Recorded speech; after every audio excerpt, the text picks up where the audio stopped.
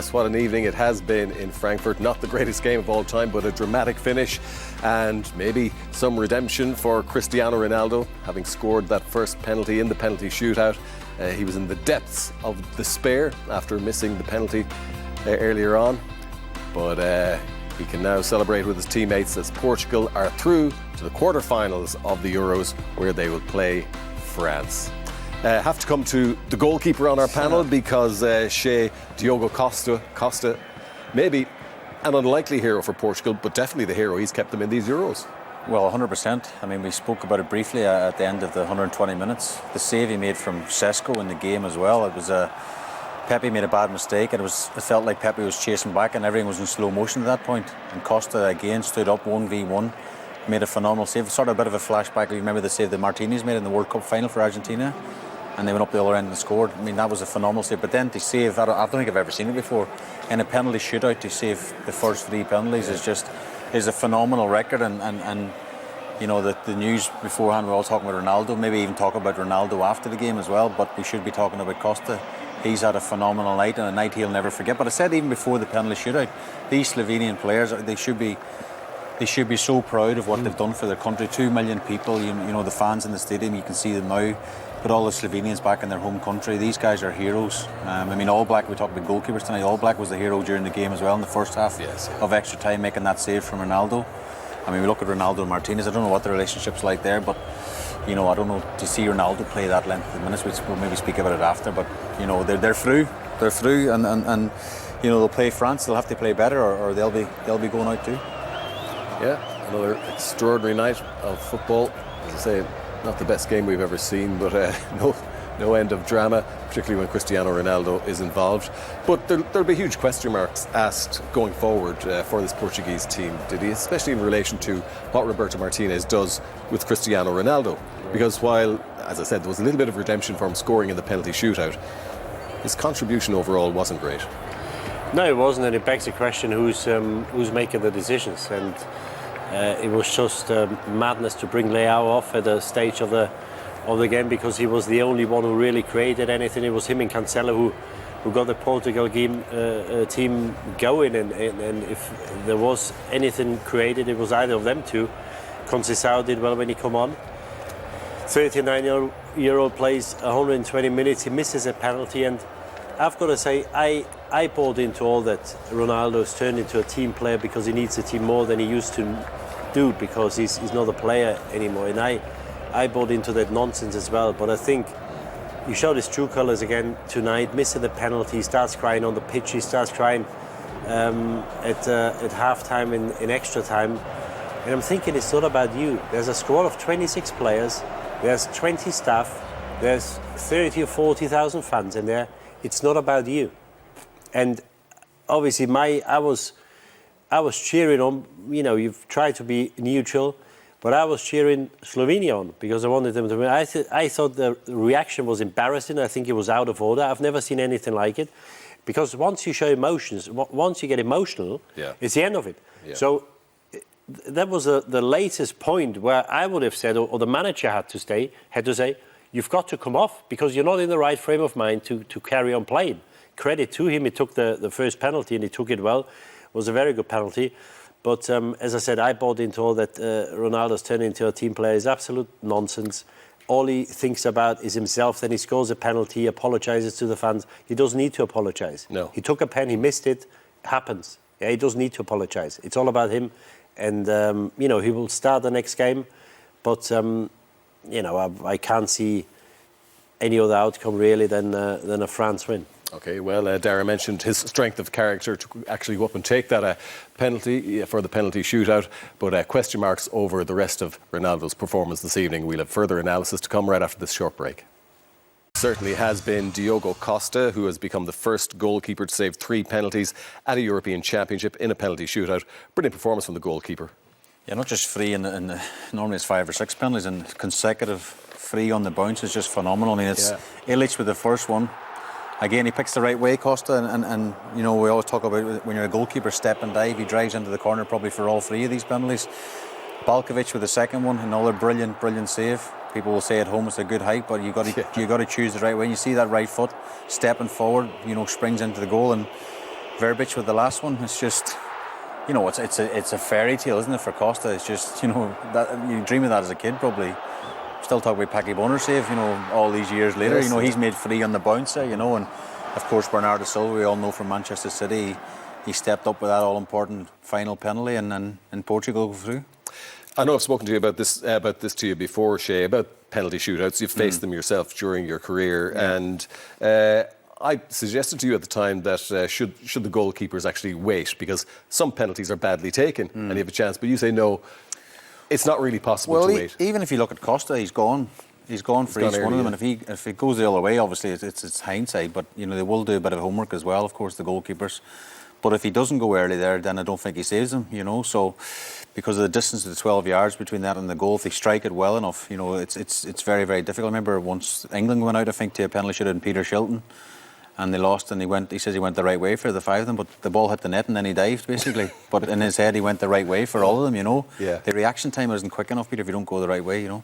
Yeah, very, very difficult. But Diogo Costa, brilliant between the sticks for Portugal, and he has got them through, there's no doubt about that. We have to look back at Cristiano Ronaldo's missed penalty, because it looked as though this was the moment that was going to cost them very dear. It hasn't, but credit to All Black again, the goalkeeper.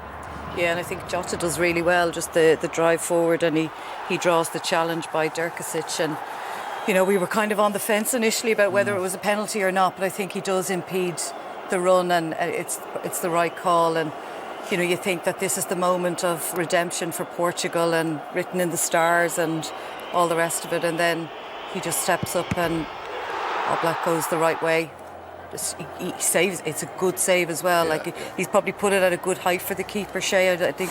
Yeah. But he still is. I mean, he's a full stretch, and I think that's probably the best penalty save of the night, actually, because he's actually struck it really well. And in fairness to Ronaldo, and it's a strong hand onto the post. And he tips it onto the post as well. Yeah. But the reaction from Ronaldo, I'm not sure about that. Like. Yeah, I mean, it was. We just haven't really seen anything like that from Ronaldo before, and like I say, you'd wonder, is it a bit of a moment for him?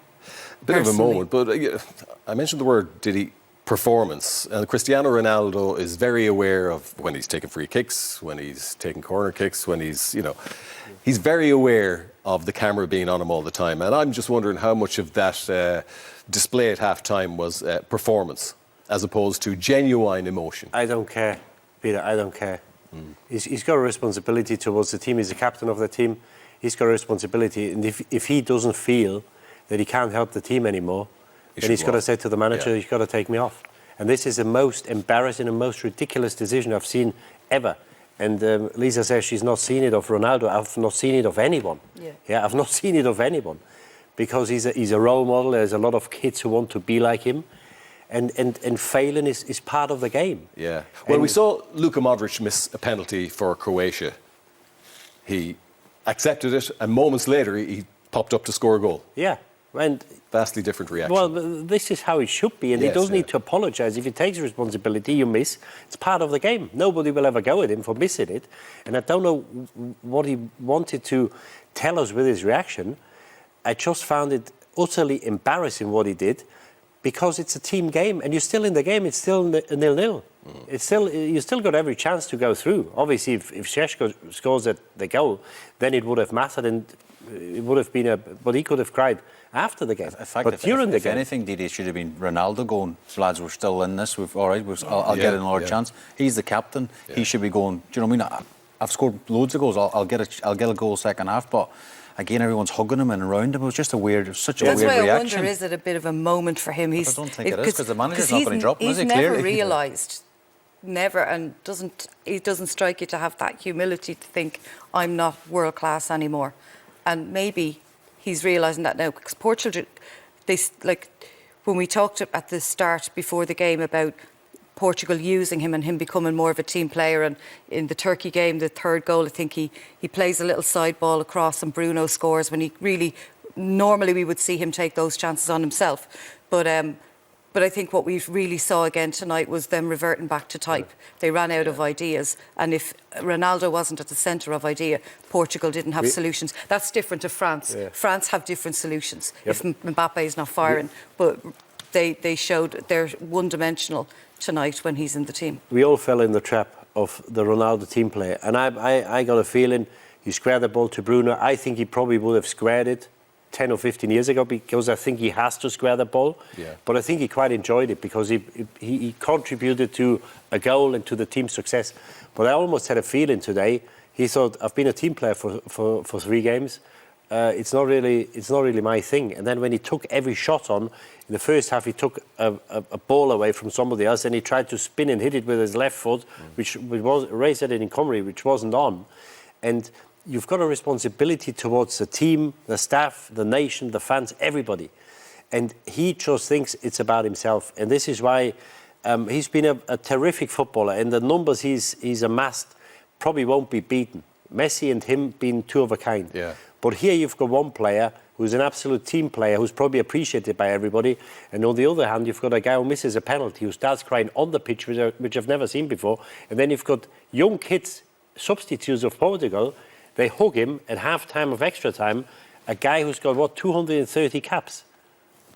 Out of order. OK, well, you've made your views very clear on that particular topic. What about Šeško? Because you reckon, I get the impression from you, Diddy, that this guy possibly needed to be taken down a peg or two. He's an immensely talented player. Yeah. He had a couple of opportunities to really make his mark, and he is a talented player. Well, I said before the game in Salzburg, they said when he came with 16, he's better than Haaland. And I think he probably believed it, and he had a bit of an attitude problem. He's a bit of a lad, and believes in the hype about him. He's from a small nation. We heard it, 2 million people. He's the main man. Well, he's taken himself down a peg or two here because he had a chance to get his country, his nation, to a quarter-final. Shea says they can be proud. Yes, they can, but they probably won't get another opportunity like this because Portugal was there for the taking today. They didn't play well. He's had a golden opportunity here. Yeah. Again, Diogo Costa. Obviously, Shea mentioned it before about the penalty saves, but he's not been in the game. I don't think he's not made a save until the 116th minute. And that's the hardest thing for a goalkeeper because you're not in the game, but you've got to be switched on. They only need you once, and they needed him there, and he was there. But what an opportunity. And Šeško, I suppose he probably would have taken the last penalty. It didn't even come to that, and it won't be a pleasant night for him. No, it won't. And what it all means, of course, is Portugal march on, and unfortunately for Slovenia, they're out of the 2024 Euros. Confirmation of how it's shaping up on the road to the final. Who will end up there? Well, it's still anybody's guess, certainly going on the form of Portugal and France, who meet in the quarter-finals there, as you see, as a result of today's results. Well, I don't know, would our panel see Portugal, either Portugal or France? I know, Diddy, you're warm on France because you feel that they still haven't got into top gear and there's more to come from them. But they haven't impressed yet, and they've yet to score a goal from play. Well, you never know. This game today will give Portugal a boost because they haven't played well today, and they still went through, even though they had a bit of fortune and a goalkeeper with a save of Costa just before the end of Šeško. The question will be, what's he going to do? Because moving forward, the teams you're going to play are not going to get easier. Yeah. You've got France now, then you've got Germany or Spain, and then whoever from the other side. And the question will be, what's he going to do with Ronaldo? Because tonight, I think we all saw, and probably saw it in the first few games, that it wasn't enough. And he's got in Joao Felix, Gonzalo Ramos. He's got 2 very, very good centre forwards in his in the squad, and he doesn't play them. And I just wonder how much it upsets or can upset a team, because I know everybody supported him when he missed a penalty, but surely they must know that they've got a better chance if one of the others play. And if you want to bring him in 20 minutes, 30 minutes to go, he can still have an impact, even though I think his biggest strength is probably his heading still, where tonight we saw that he probably, as Shea alluded before, that he probably hasn't got that spring anymore, and he doesn't get to these headers he used to get to. So that's a big question. Can I see improvement in the Portuguese team if Ronaldo starts the next game? Very little. OK, Lisa, we were speaking earlier on, while extra time was going on, in fact, about how teams, as they get through into the knockout rounds, become a little bit more conservative, a little bit more cagey. We've certainly seen that in pretty much all the round of 16 matches, apart from probably the Spain game, where eventually they overran Georgia. So that's been a theme so far, hasn't it? Yeah, definitely. I think because you're coming up, all the teams have world-class players. All the teams are physically really fit. All the players are really technical. So it comes down to the little nuances, maybe a tactical nuance, or you keep going after something until someone makes a mistake. Or does the manager's role become even more important? Yeah, I think so, and I think you'll see the manager's ability to make an in-game change, whereas earlier you might change from game to game, but in-game making those little tactical changes. But that's where the big players become almost more important, because the games are decided on the smallest margins, and one moment can be the margin. You see Kolo Muani today, and in the World Cup final, his shot gets saved by Emi Martinez. So these massive games come down to the smallest margins.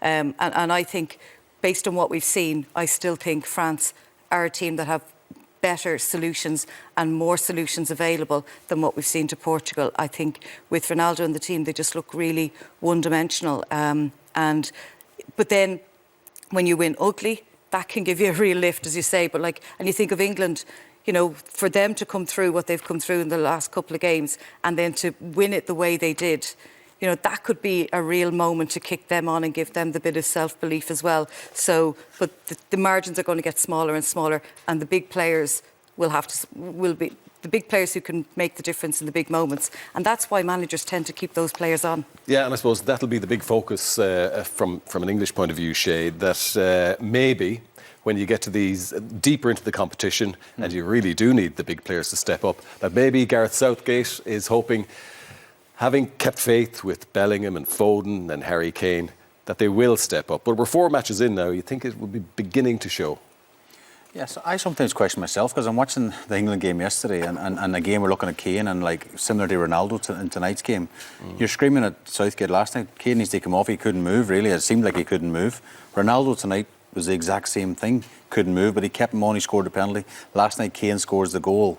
Yeah. And then I start questioning myself, maybe I haven't got a clue about football because these managers have kept these players on the pitch. But at the same time, when you look at England again, you look at the strikers, they have Watkins, he's probably played 20 minutes, done brilliant when he came on. We've not seen him again. Ivan Toney came on with 2 minutes to go last night, and he even had a word with Southgate. He taken the Michael here. I can't believe you're putting me on with 2 minutes to go, but then had a big part to play in extra time. So maybe Gareth knows a lot more than we do, and Roberto Martinez knows a lot more, but I don't see it from the outside. I think Kane shouldn't play the next game. I think Ronaldo shouldn't play the next game. But what do I know? I'm just someone who sits here on the sofa and gives my opinion, and a lot of people at home sort of have a similar opinion, because you know, you speak to your family and your friends and they go, I can't believe they didn't make substitutions to the last couple of minutes last night. I don't know, but Lisa's probably right in the sense they came through the hard way last night in England. Portugal come through the hard way tonight. Will that give them a belief that maybe that is our time to win the Euros because we come through such a sticky patch? OK, well, we've lots of football still to look forward to, and maybe from many people's point of view, the best team we've seen so far is Spain, and they continued their great form.